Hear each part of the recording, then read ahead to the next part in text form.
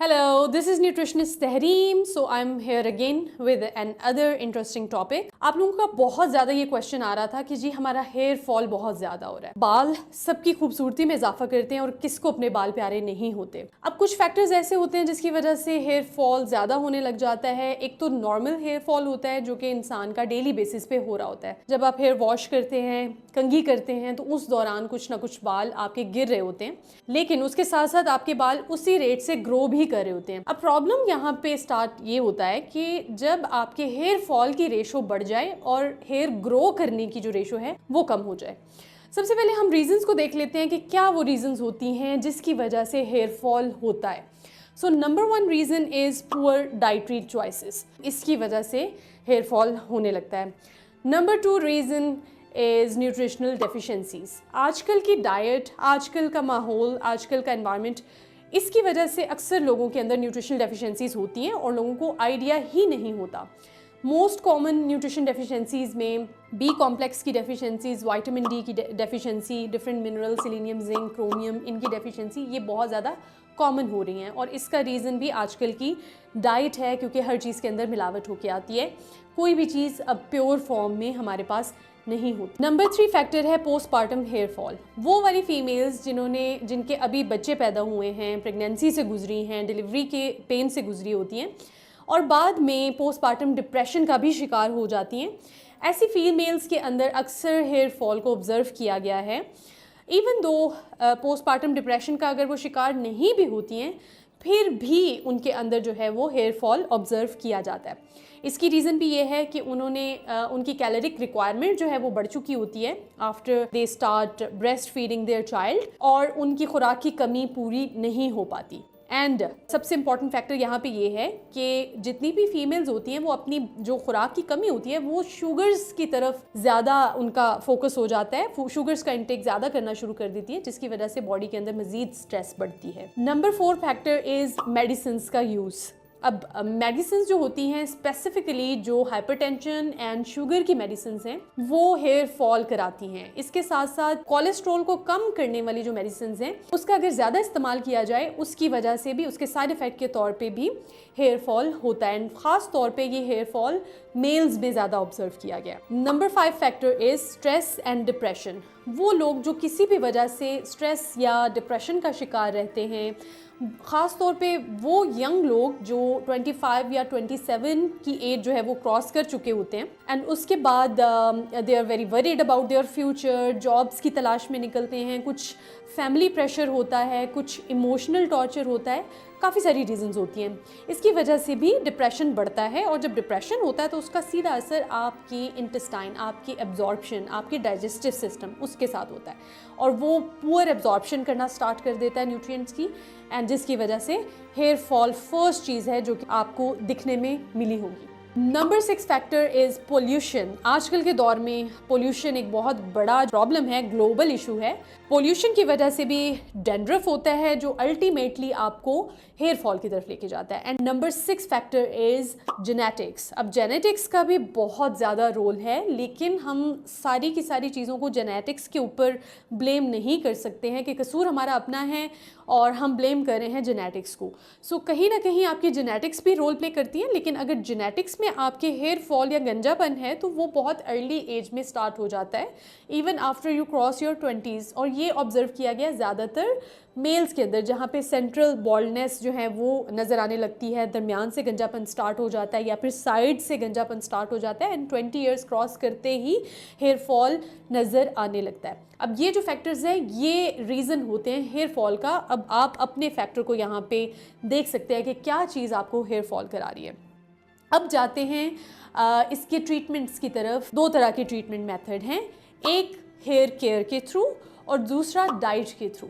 सबसे पहले हम देख लेते हैं कि हेयर केयर में क्या चीज़ हम कर सकते हैं अपने बालों के साथ। एक प्रॉपर हेयर केयर का होना बहुत ज़रूरी है। जब तक कि आप वो इम्प्लीमेंट नहीं करेंगे, आपके नो डाउट कि आपने अपने इंटरनल फैक्टर्स को जो पहले हमने डिस्कस किए हैं किसी हद तक उस पर काबू पा लिया है, लेकिन जब तक कि आप एक्सटर्नली अपने बालों को स्ट्रेंथन करने की कोशिश नहीं करेंगे, तब तक कि आपको प्रॉबेबली के ऑप्टिमल रिजल्ट्स नज़र ना आएँ। नंबर वन पे मैं आपको एक पेस्ट का बताती चलूँ कि यहाँ पे एक नेचुरल चीज़ों से बना के आप पेस्ट को अपने बालों पे इम्प्लीमेंट कर सकते हैं। अनियन एंड करी पत्ता, ये दो चीज़ें मिक्स करके इनको ब्लेंडर में ऐड करके, अनियन को आप बेशक अलहदा से पानी के साथ ब्लेंडर में ब्लेंड करके उसका पेस्ट बना लें, और करी पत्ता कुछ 2 हैंडफुल्स ऑफ करी पत्ता लेके उसको भी आप थोड़े से पानी के साथ ब्लेंडर में मिक्स करके उसका पेस्ट बना लें और दोनों चीज़ों को आपस में मिला लें।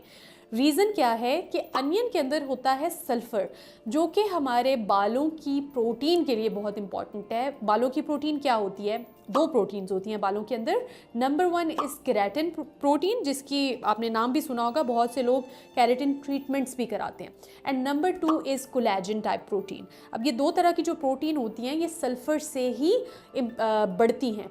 और दूसरा जो करी पत्ता हम इस्तेमाल कर रहे हैं that is for antioxidant.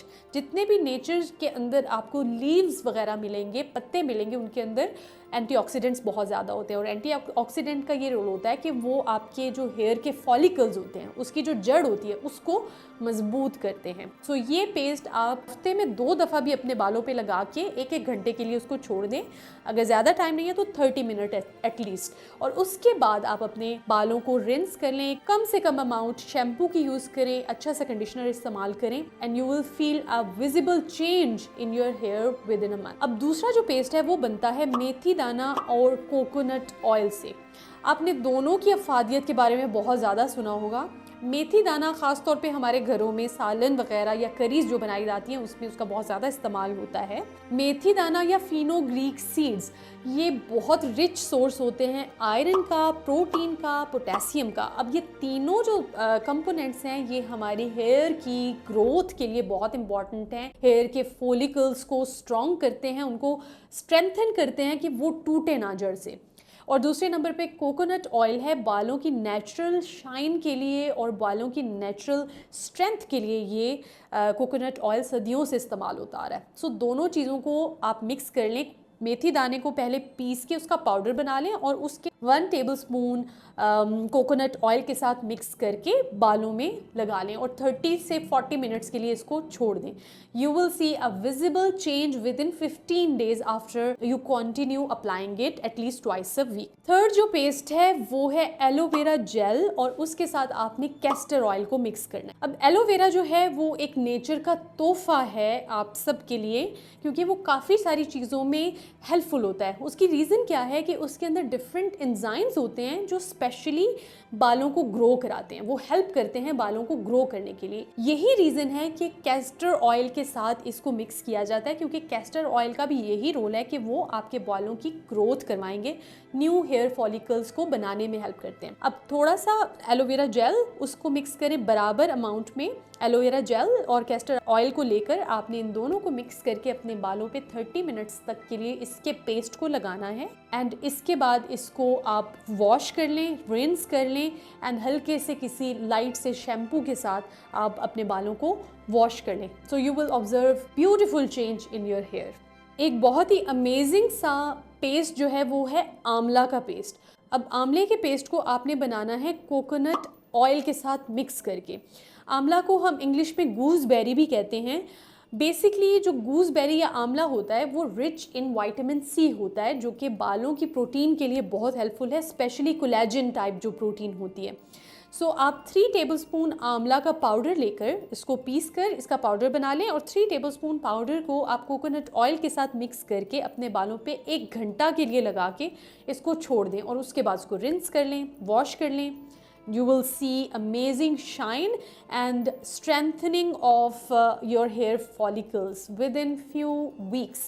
And last but not least is oil massage. अब आपने अपने नानी दादियों से अक्सर ये सुना होगा कि नहाने से पहले ख़ास तौर पे अपने सर का मसाज अच्छे से कर लें, और वो किसी भी ऑयल से आप कर सकते हैं। स्पेशली यहाँ पे कोकोनट ऑयल का इस्तेमाल किया जाता है, कैस्टर ऑयल का इस्तेमाल किया जाता है, इवन ऑलिव ऑयल का भी इस्तेमाल किया जाता है, और coconut oil is very common for head massage.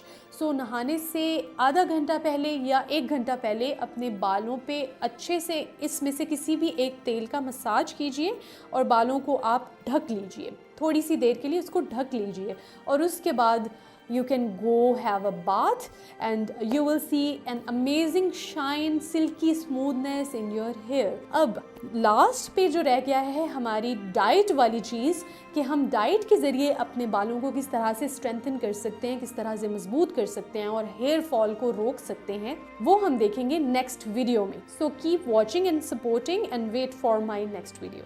C you.